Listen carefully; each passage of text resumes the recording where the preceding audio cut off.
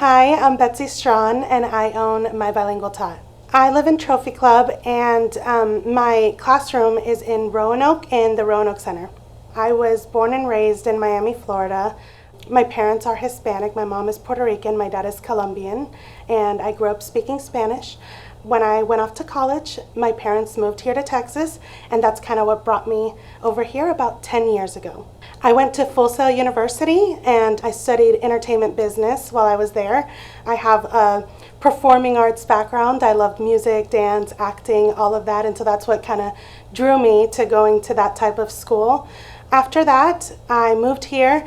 But then I found myself wanting to go into teaching. And so I kind of had a change of heart and career goals and all of that. So I went to the University of North Texas and I got a Spanish bachelor's degree there. Since I have that performing arts background, I love using music. I get silly with the kids. I dance, I sing. We do acting scenarios and stuff while we're learning Spanish. And that really makes the classroom environment fun. And that's one of the most important things to me, is to make learning Spanish fun. So I love incorporating all of that into my classes. When I graduated from the University of North Texas, I ended up going straight into public schools and teaching Spanish. I taught middle school Spanish because here, a lot of the school districts don't offer Spanish at a younger age, like the elementary schools and stuff like that, actually Northwest ISD being one of them. And so my only chance was to do middle school Spanish, or I could have done high school Spanish as well. But then that actually kind of ties into why My Bilingual Tot was born, because I really wanted to teach language at a younger age. My son specifically, starting kindergarten at Lakeview Elementary, wasn't going to have the opportunity of learning Spanish at school.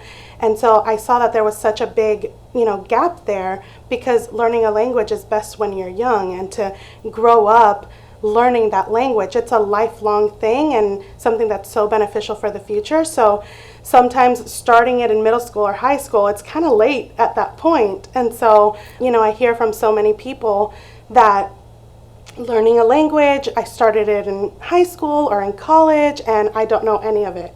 Well, because that's such a short amount of time, and if you don't use it, you lose it. So I think learning at a young age was key, and that's kind of how My Bilingual Tot was born.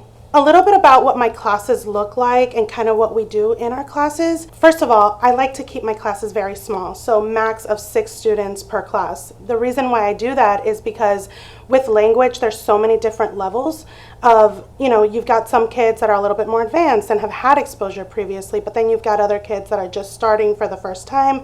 And so as the teacher, I think the quality, being able to give that one-on-one feedback and all of that is better in a smaller environment.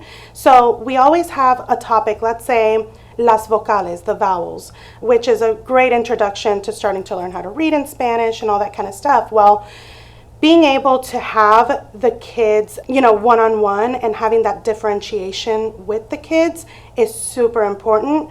And it allows me to be able to give that one-on-one feedback and all of that. So classes are small.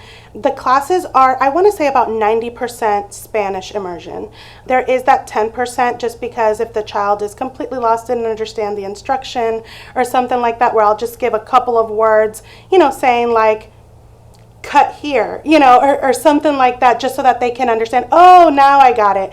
But the majority of everything that we're doing is in Spanish, just not 100%, so the kid isn't lost and kind of understands a little bit of what's happening. And that's actually key in language learning as well, is kind of feeling a little bit uncomfortable and not understanding fully, but then after you're doing it a few times and that repetition, it's going to stick and they get it. And kids are sponges and they pick it up really quickly. I'd say there's different levels of Spanish learning. Usually it starts with just the basic vocabulary. There's little things here and there, colors, letters, shapes, all that kind of stuff for the little youngest ones. But once they start getting comfortable with that, I think part of being that immersive environment is you start hearing all that in sentences and in the structure of how you speak in Spanish. And so once you kind of hit that next level, then I start working with the child on reading.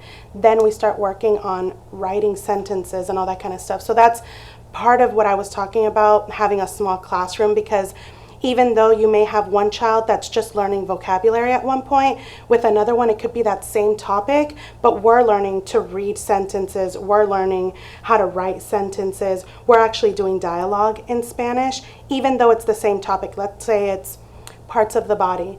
One kid may just be learning the vocabulary, doing flashcards, doing, that kind of thing, while another one is starting to talk about, how the hand, pats the head and all that kind of stuff. And they're actually putting sentences together, and we're doing dialogue in Spanish using all of that vocabulary. Something that a child can expect in our classes, when they walk in through the door, the most important thing to me is to make it a fun environment.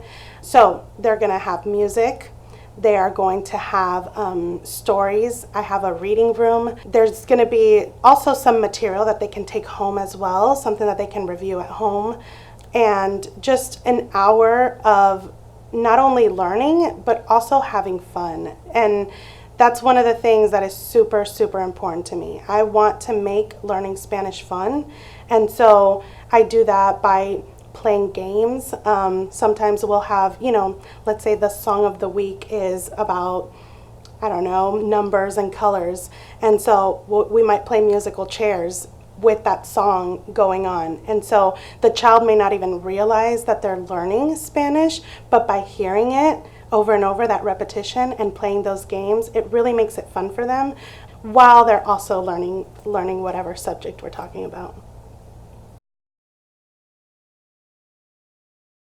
Zoombini is a program that basically is for the parent-child, and we offer that on Fridays at 10 a.m. and it is different than Spanish because it's a bilingual class where basically there's a lot of music, the instruments, people are dancing. It really comes from Zumba, which is a popular workout for adults, and then Baby First TV. So they've merged together and they've created a class for the parent-child to bond.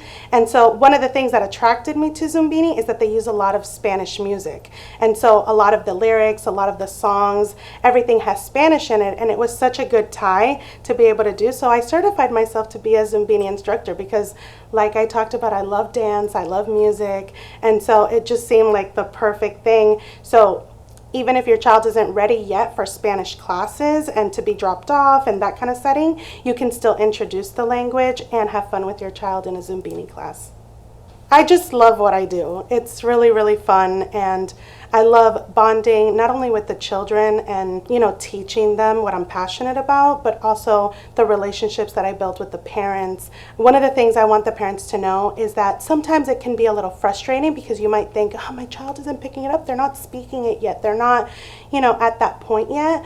But language is a long-term thing. Being able to provide that, give that to your child, it's a gift. Being able to start young, build that confidence, continuing on with that is just going to be so great for their future.